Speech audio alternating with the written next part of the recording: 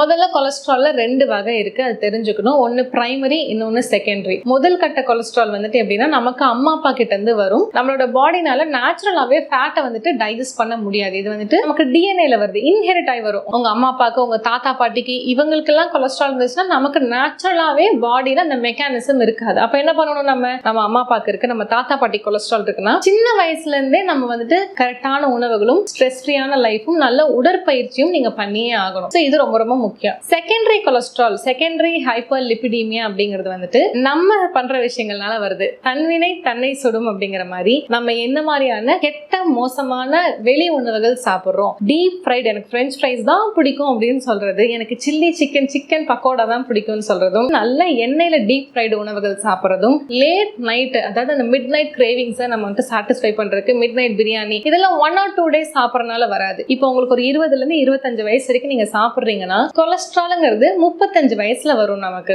So நம்மளோட மோசமான முந்தின ஆக்டிவிட்டீஸ்க்கு ஒரு 10 years 7 yearsக்கு அப்புறம் வர பிரச்சனைகள் தான் டயபெட்டிக்கும் இது எல்லாமே. சோ ஜங்க்ல ஒன்று வரும். ரெண்டாவது வந்துட்டு நம்ம எல்லாருக்குமே ஃபியூச்சர்ல கொலஸ்ட்ரால் இருக்கு. ஏன் சொல்றேன் அப்படின்னா செடென்டரி லைஃப் ஸ்டைல், எல்லாருமே சிட்டிங் டைப் ஜாப்ல தான். அப்படியே நம்ம சுத்தினாலும் வெயில்ல சுத்துறதுல மால்ஸ்ல போய் சுத்திடுறோம். சோ இந்த மாதிரியான விஷயங்கள் இருக்கிறவங்க, செடென்டரி லைஃப் ஸ்டைல் இருக்கிறவங்களுக்கும் கொலஸ்ட்ரால் ஃபியூச்சர்ல வரும். அடுத்து சின்ன வயசுல இருந்தே ஒவ்வொரு வருஷம் 2 கிலோவான்னு சொல்லிட்டு ஒரு 30 to 35 டச் பண்ணும்போது if you are more then your normal BMI, 50 kilo இருக்க வேண்டியதானே 80 கிலோ இருக்கேன் அப்படின்னா ஃபியூச்சர்ல 100% கொலஸ்ட்ரால் வரும். கொலஸ்ட்ராலை உண்மையாலுமே நீங்க நல்லா தெரிஞ்சுக்கணும், அதை அப்படியே வச்சுட்டு இருக்க கூடாது. It is directly related to your heart. நமக்கு வந்துட்டு மற்ற விஷயங்கள் கூட பான்கிரியாஸ், கிட்னி அப்படின்னு சொல்லிட்டு சரி பண்ற ஒரு விஷயமா இருக்கும். ஹார்ட்னா டக்குன்னு ஆன்ஜியோ பண்ணு, ஸ்டென்ட் வை ஆகும்னு சொல்லிட்டு அது தேவையில்லை. அதுக்கு பேசாம சின்ன சின்ன ஆக்டிவிட்டிஸ் நம்ம பண்ணிக்கலாம். ஸோ சின்ன வயசுல குழந்தைங்களே ஒபிசா இருக்க ஆரம்பிச்சுட்டாங்க. நார்மல் பிஎம்ஐல இருந்து ஒரு 2-3 கிலோ ஜாஸ்தியா இருந்தாலும் குழந்தைங்களா பிலோ 20 இருந்தீங்கன்னா தயவு செஞ்சு டக்குன்னு பேரண்ட்ஸ் என்ன பண்ணிடுங்க, ஏதாவது ஒரு பிசிக்கல் ஆக்டிவிட்டிக்கு அனுப்பி விட்டுருங்க.